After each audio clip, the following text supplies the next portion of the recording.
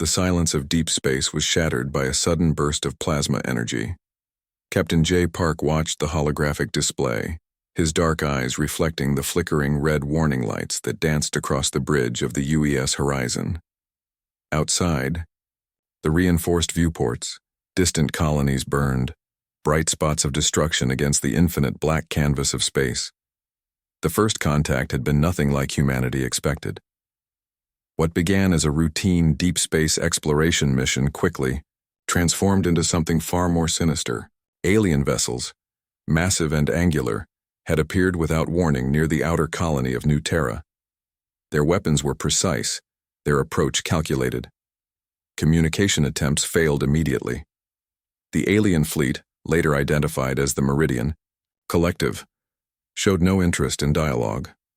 They struck with surgical precision, targeting human settlements with a cold, methodical approach that suggested complete strategic superiority. Jay remembered the initial reports. Entire colonies went dark within hours. Millions of human lives extinguished in mere moments. The first wave of attacks left Earth's defense network scrambling, trying to understand an enemy that seemed to have anticipated every possible human response. Commander Elena Rodriguez stood beside Jay, her hands moving swiftly across multiple communication panels. Her face was a mask of controlled fury. "They've destroyed 3 outer colonies," she reported, her voice steady despite the magnitude of the loss. "Communication arrays are down. We're essentially blind." The bridge crew worked with a synchronized intensity. Young technicians, most in their early 20s, had been trained for scenarios that seemed impossible just months ago. Now those impossible scenarios were playing out in real time. What the alien forces didn't understand was human resilience. Every destroyed colony, every lost life became fuel for a growing fire of resistance. Military strategists who had studied human conflict throughout history knew one fundamental truth. Humanity transformed challenge into opportunity faster than any known species. Jay's fingers traced a tactical display.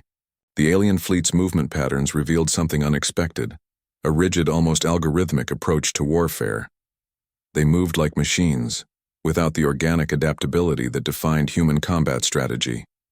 "They're treating this like a mathematical equation," Jay muttered to Elena. "Linear, predictable." A young lieutenant named David Kim interrupted their conversation. "Sir, preliminary analysis of their weapon signatures suggests they've never encountered adaptive combat systems. Our technology might be different from what they expect." The bridge fell silent for a moment. The implications were profound. These aliens, for all their technological advancement, had fundamentally misunderstood the species they were attacking. Humanity was not just another civilization to be conquered. They were survivors, adapters, a species that had emerged from countless internal conflicts, environmental challenges, and technological revolutions. Each destroyed colony was not a defeat, but a catalyst. Outside, more colony signals went dark, but inside human command centers, a different process was beginning. Military academies were being converted to rapid deployment training centers. Every available resource was being redirected toward a singular purpose: survival and counterattack.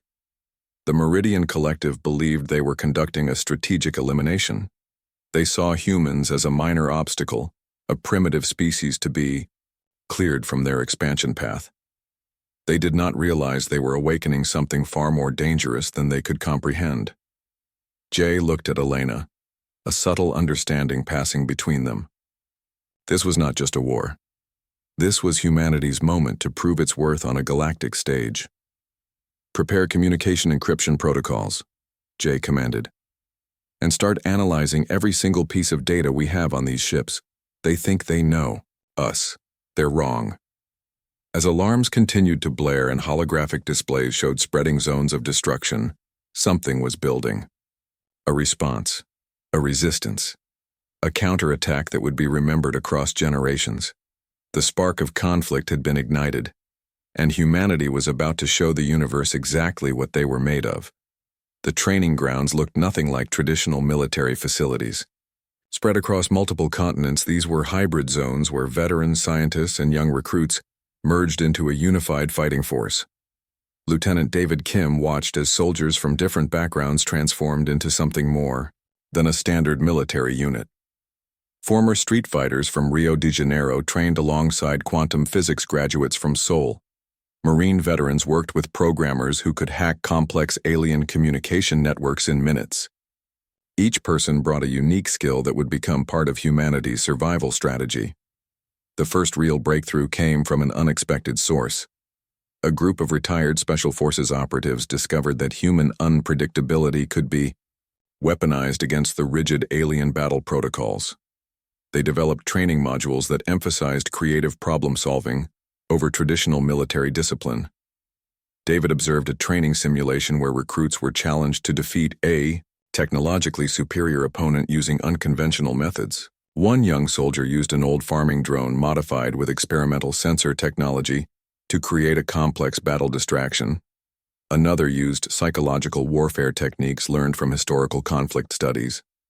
The military's approach had fundamentally changed. No longer were they preparing for traditional warfare. They were creating adaptive combat units that could think, react, and transform faster than any known military system in the galaxy. Recruitment centers saw unprecedented numbers. People who had never considered military service now saw a greater purpose. This wasn't just about defending Earth.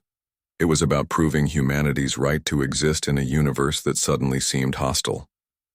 Advanced neural interface training allowed soldiers to control multiple combat systems simultaneously. Soldiers could now think faster than their equipment, creating a human-machine synergy that the alien forces couldn't predict or understand. Scientists worked around the clock.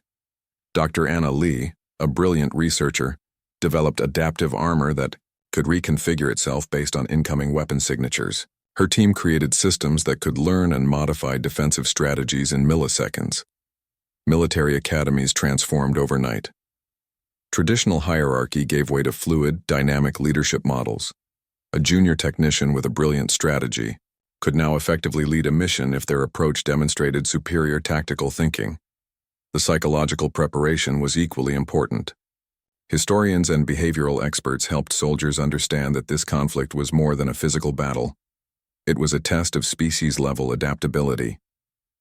David watched a training session where soldiers simulated complex scenarios. They weren't just learning to fight. They were learning to think like a collective organism.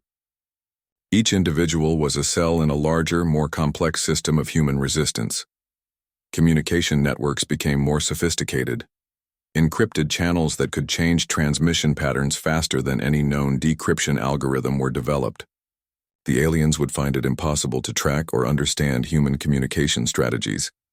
Weapons development took radical turns. Instead of focusing on pure destructive power, human engineers created systems that could adapt, transform, and repurpose themselves during active combat. A weapon might start as a defensive shield and quickly become an offensive tool. The global response was unprecedented. Countries that had historical conflicts now worked with a unified purpose. National boundaries became meaningless in the face of a species-level threat. Training simulations became increasingly complex.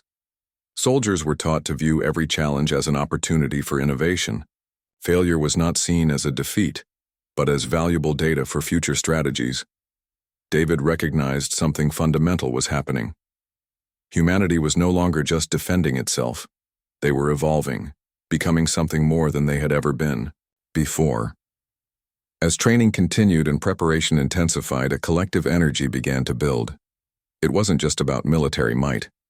It was about proving that humanity's greatest strength was its ability to adapt, to learn, and to transform in the face of any challenge.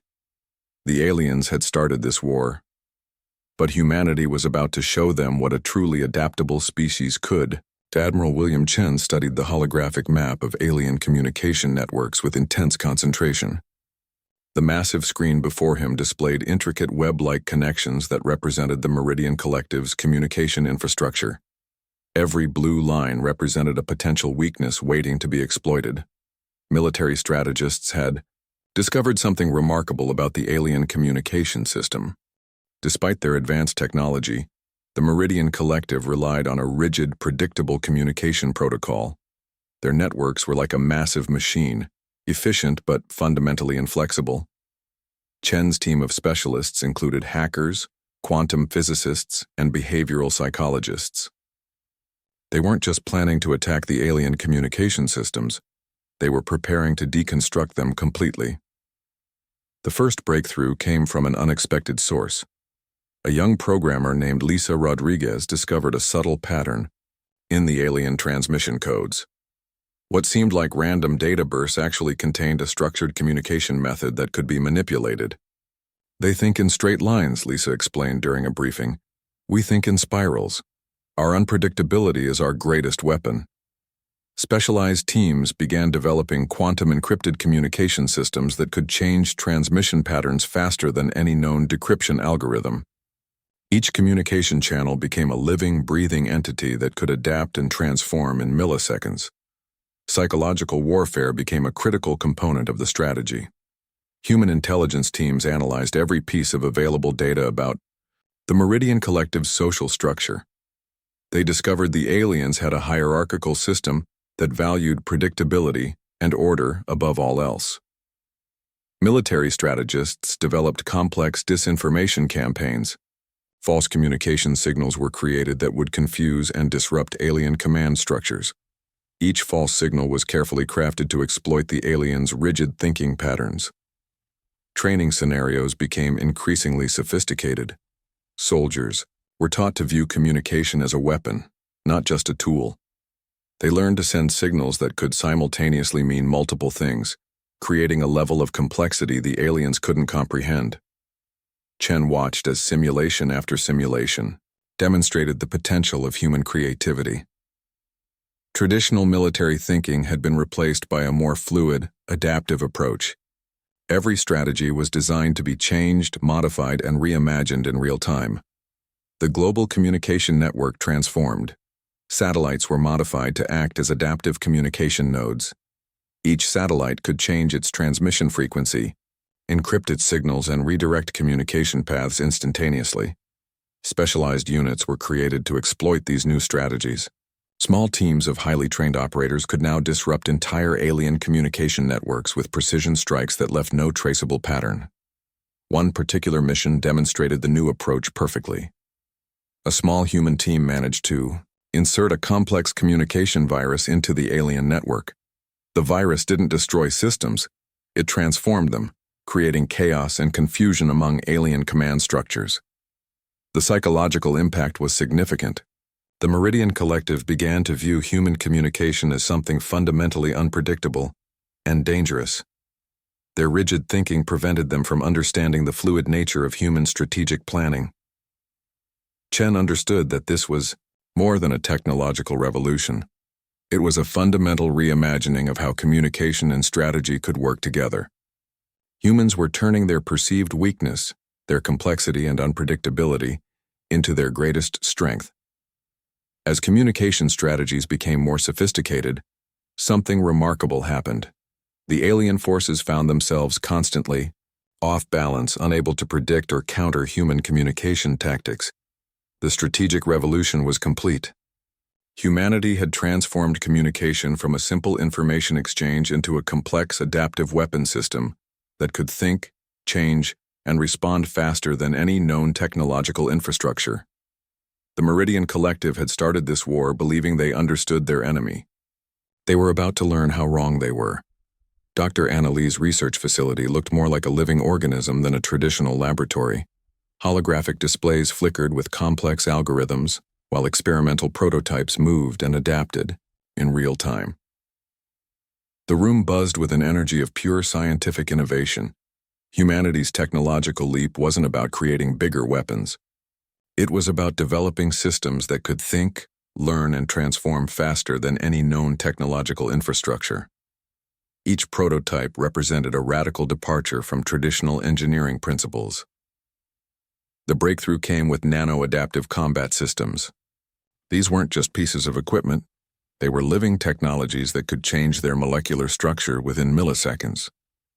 A defensive shield could instantly become an offensive weapon. A communication device could transform into a complex scanning system without any manual intervention. Lee watched as her team tested a new neural interface system. Soldiers could now connect directly with their equipment, creating a symbiotic relationship between human intelligence and technological capability. The line between human and machine began to blur. Quantum entanglement communication arrays represented another massive technological jump. These systems could transmit information across impossible distances, creating communication networks that defied traditional understanding of space and time. One particular prototype caught Lee's attention: a combat suit that could read a soldier's biological responses and immediately adapt its protective capabilities. If a soldier's stress levels increased, the suit would reinforce critical protection areas. If body temperature changed, the suit would adjust its thermal regulation instantly. Military engineers worked alongside biotechnology experts. They weren't just creating equipment, they were designing living technological systems that could learn and grow. Each piece of technology became more than a tool. It became a partner in combat. Artificial intelligence systems were developed with a unique human touch. Unlike previous AI models, these systems were designed to be creative, to make unexpected decisions, to learn from failure as much as success. They didn't just process information, they imagined possibilities. The global research network transformed. Universities, military research centers, and private laboratories worked together with unprecedented cooperation. National boundaries disappeared in the face of technological innovation. Experimental weapon systems defied traditional understanding. One prototype could create localized gravity disruptions. Another could generate electromagnetic pulses that could disable entire alien fleet sections. Each breakthrough seemed to come faster than the last. Lee understood that this wasn't just about creating better technology. It was about reimagining what technology could be. Humans were turning their technological development into a form of rapid evolution. Biomechanical integration reached new levels. Soldiers could now have direct neural connections with complex combat systems. A fighter pilot could feel their spacecraft as an extension of their own body. A ground soldier could control multiple drone systems with thought alone. The most remarkable development was the adaptive learning systems. These technologies could analyze combat situations in milliseconds, create multiple strategic scenarios, and choose the most effective approach. They didn't just follow programmed instructions, they made creative decisions. Alien technological archives, captured during earlier conflicts, were quickly analyzed and integrated into human research. Each piece of alien technology became another building block in humanity's technological ascension. Space exploration technologies saw massive jumps. Propulsion systems that could bend spacetime, communication arrays that could transmit information across galactic distances, and adaptive shielding technologies that could protect against multiple types of cosmic radiation. As prototypes became operational systems, something remarkable happened. The technological gap between humans and the Meridian Collective began to disappear. More than that, human creativity was creating technologies that the aliens couldn't even conceptualize. Dr. Lee looked at her team. They weren't just researchers anymore. They were architects of a new technological future, a future where human creativity would become the most powerful weapon in the universe. The technological ascension was complete. Humanity had transformed from a species struggling to survive to a technological force that could reshape reality itself. The battle above Proxima Centauri would be remembered as the moment humanity changed forever. Captain J. Park stood on the bridge of the UES horizon, his hands steady on the command console. Hundreds of human ships formed a complex living network that moved like a single organism. Alien communication channels had gone silent. The Meridian Collective's massive fleet approached with what they believed was absolute certainty of victory. They did not understand that they were sailing into a trap designed by the most adaptive species in the galaxy. The first wave of attack came from unexpected directions. Quantum encrypted communication networks allowed human ships to move with impossible coordination. Where alien vessels expected straight lines, human ships danced, changing formation, splitting, merging in patterns that defied traditional battle logic. Lieutenant David Kim controlled a squadron of adaptive drone systems. Each drone was more than a weapon. It was a thinking entity that could make split-second decisions. They moved like a school of fish, unpredictable and perfectly synchronized. Weapon systems developed by Dr. Anna Lee showed their true potential. Nano-adaptive combat shields could change molecular structure faster than alien weapon systems could track. A plasma burst that should have destroyed a human ship would suddenly find itself redirected, absorbed, transformed. The alien commanders watched in increasing confusion. Their perfectly calculated battle strategies began to fall apart. Human ships weren't just fighting. They were learning, adapting, transforming with each passing moment. Psychological warfare reached its peak. Encrypted communication channels began broadcasting complex signal patterns that created massive confusion in alien command structures. Some signals carried multiple meanings. Others were designed to create cascading system failures.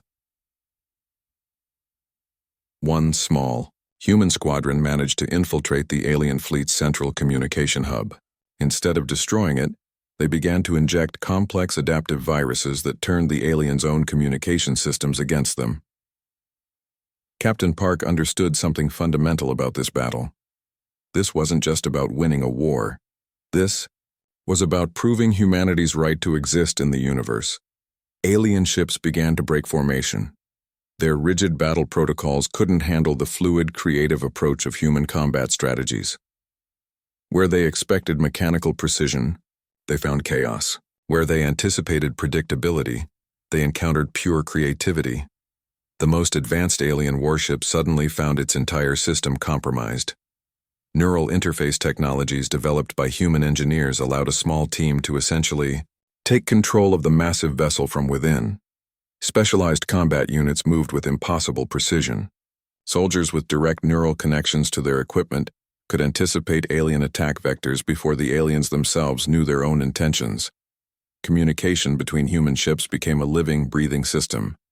Each vessel shared information instantaneously, creating a collective intelligence that was greater than any individual ship or crew. As the battle progressed, it became clear this was more than a military confrontation.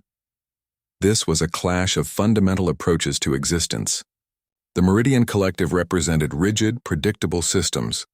Humanity represented pure, unbridled creativity. The final moments of the battle were almost beautiful in their complexity. Human ships moved like a complex dance, each movement calculated yet spontaneous. Alien vessels found themselves increasingly isolated, their perfect formations completely destroyed. Captain J. Park's final transmission became a message that would be remembered across the galaxy. We are not just fighting, we are proving why humanity was born to survive. One by one, alien ships began to surrender. Their commanders couldn't comprehend a species that could turn chaos into strategy, that could transform weakness into strength in mere moments. As the battle concluded, humanity had done more than win a war. They had redefined what it meant to be a spacefaring civilization. They had shown the universe that creativity, adaptability, and pure human spirit were the most powerful weapons of all. The Meridian Collective had started this conflict believing they understood their enemy. They were about to learn how completely wrong they had been.